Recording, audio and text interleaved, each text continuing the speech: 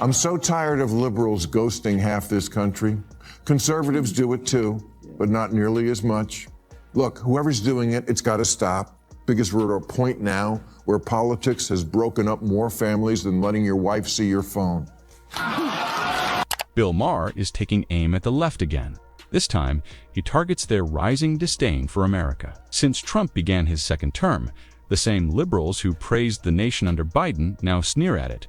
Maher spots the hypocrisy, loud and obvious. Instead of joining the anti-America chorus, he's openly calling them out. As always, smash that subscribe button for more videos like this. Now let's jump right into it without apology or hesitation whatsoever today. Now, on the liberal side, there's two camps now. The we need to keep talking to people wing and the go no contact wing. That's what they call it now, go no contact. This belief that Trump voters, even if it's your own parents, are too deplorable for human contact and must be cut off.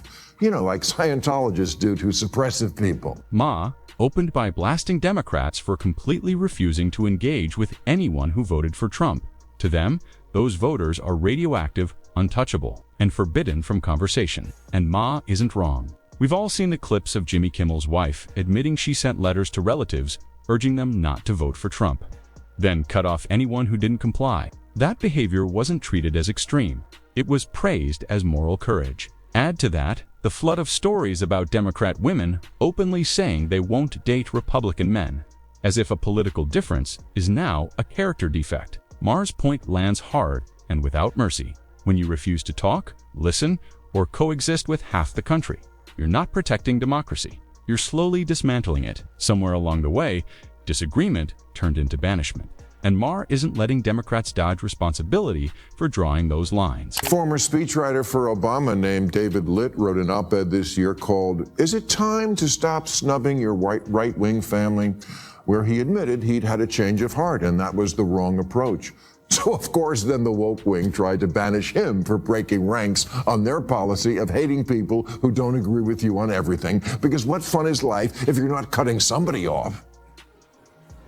Maher warns the situation is only sliding further off the rails. Now, any leftist who dares step out of line and actually speak with conservatives gets shunned or outright exiled, not because they've switched teams, not at all, but simply for committing the ultimate sin of engaging the opposition. That's where the absurdity really lands. If the left truly trusted the strength of its ideas, conversation wouldn't be seen as betrayal, it would be an opening. Dialogue is how opinions shift. When liberals talk to conservatives, they can persuade, challenge beliefs, or even discover shared ground. Instead, many treat it like exposure to a disease. Maher's point cuts straight through. A movement that fears dialogue isn't defending its values. It's revealing its insecurity. Silencing voices doesn't win arguments. It only shows you're afraid to make them. Mr. Litt asked the question, what has all this banishing accomplished? Oh, I know. A second helping of MAGA, that's what. Molly McNerney, Jimmy Kimmel's wife and head writer, went public on this topic recently, so I feel it's fair to comment respectfully in public.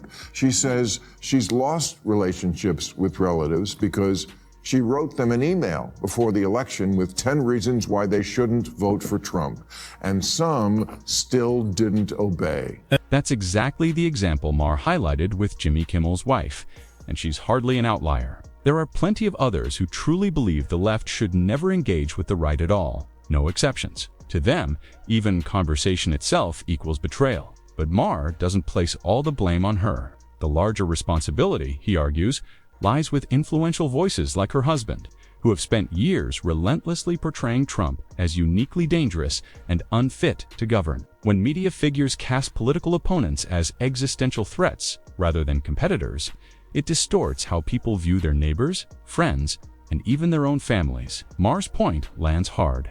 This kind of rhetoric doesn't just influence opinions, it corrodes relationships. When politics becomes moral, absolutism, disagreement stops being normal and turns into something so threatening it must be cut off completely. I can think of 100. But I would never present it to someone as an ultimatum. Ultimatums don't make people rethink their politics, they make them rethink you. Somewhere along the way, my values became code for I'm the only one with a moral compass. You know what would have been a better exercise? Write a top 10 list to yourself where you try to imagine 10 reasons why 77 million Americans didn't want to trust you with taking power. And I say that as someone who votes Democratic. As I like to remind my very pure friends, we voted for the same person. You're just why she lost. Maher is dead on, and it's hard to argue otherwise. Even many insiders now admit the party helped manufacture its own defeat. First, leadership rallied behind an untested, deeply unpopular candidate, assuming voters would obediently fall in line instead of demanding genuine inspiration. Then came messaging that simply failed to resonate with everyday Americans. Talking points completely disconnected from basic concerns like the economy, public safety, and plain common sense. Warning signs were everywhere, yet they refused to adjust. Rather than listening, they doubled down on the same preachy, woke rhetoric. Voters were already tuning out. Any criticism was brushed off as ignorance, bigotry, or bad faith. The result was entirely predictable. What followed wasn't just a loss. It was one of the most stunning and painful defeats in recent history. Maher's point lands hard. When a party ignores voters, lectures the country, and punishes dissent, it shouldn't be shocked when the nation answers at the ballot box. Can we please try to remember, especially at this time of year, that most people don't decide their politics. They inherit them. It's about where you grew up in America, what your parents taught you, your life experiences, your religion. Marjorie Taylor Greene of Georgia was here recently, and I was amazed by the number of people who reached out after the show to say, wow, I kind of like her. Yeah, that's been my line for a while. Everyone's a monster till you talk to them. Maher's recent visit to the White House drives home the argument he's been making all along. Everyone looks like a villain until you actually sit down and talk to them. Meeting Trump didn't suddenly turn him into a fan, but it did force him to confront reality instead of relying on caricatures. After that conversation, Maher admitted he had to revise his notes, rethink his assumptions, and change how he speaks about the president. That level of honesty is exactly what unsettles the left. His message is simple and uncomfortable. Refusing to engage only feeds ignorance. That's why he's urging fellow liberals to tear down their self-imposed walls and actually talk to Republicans. Not to abandon principles, not to legitimize anything, but to understand. Maher argues dialogue doesn't weaken a movement, it fortifies it. When shouting is replaced with conversation, myths collapse, hysteria fades, and reality finally has room to breathe. Overtime segment that night, someone asked about the alien spaceship. Maybe you've been reading about it, the 3-1 Atlas comet that's headed to Earth and will arrive on December 19th to wipe out all life as we know it. It's a joke, don't worry. And when I quoted people in our own Defense Department who had said, well, hold on, what you think might be aliens actually could be fallen angels or demons, Marjorie agreed, saying, absolutely. She said, I'm a Christian conservative, angels and demons, that's what we believe. Okay, I think that's nuts. But you know what? So is this a girl or a boy? I can't tell by it. Maher's point here is straightforward, but it lands hard for many on the left. They aren't the exclusive owners of wisdom, intelligence, or moral clarity. Truth isn't theirs alone. Just like the right, they have their own collection of wild ideas, half-formed theories, and blind spots. Maher isn't pretending conservatives are saints. He's challenging the left's self-assigned intellectual superiority and calling it a myth. And once that myth cracks, the constant grandstanding collapses with it. Assume you're automatically smarter, more enlightened, and more virtuous than everyone else. And you stop interrogating your own beliefs. Arrogance fills the gap. Reason drains away. Maher argues this smugness has gutted real debate, turning politics into pure performance. The lectures, the moral scolding, the non-stop virtue signaling. None of it matters if you can't defend your ideas without dismissing dissent as stupidity. In the end, Maher's critique is clear. Humility beats posturing every time. There's 1,000 other things about the Trump administration I never stop pointing out on this show. But I'm an adult, and in the real world, there's some people you just can't stop talking to, like your spouse or partner after a bad fight, tempting as that is.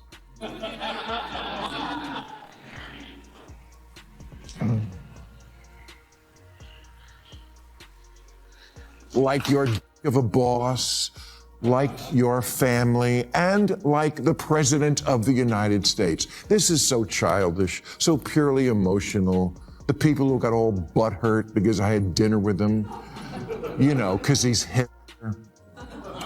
Except he's not. So unhelpful and dumb.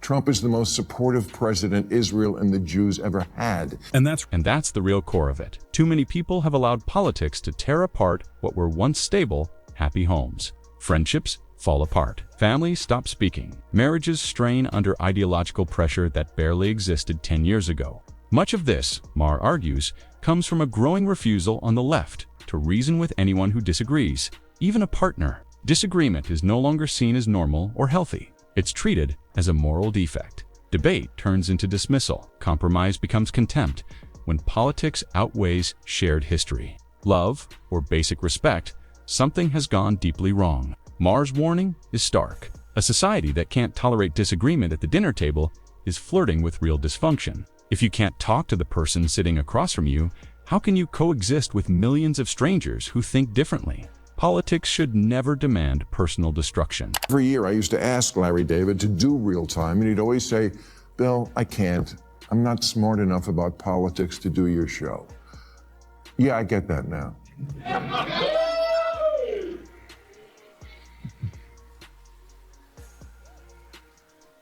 Because there is no argument here.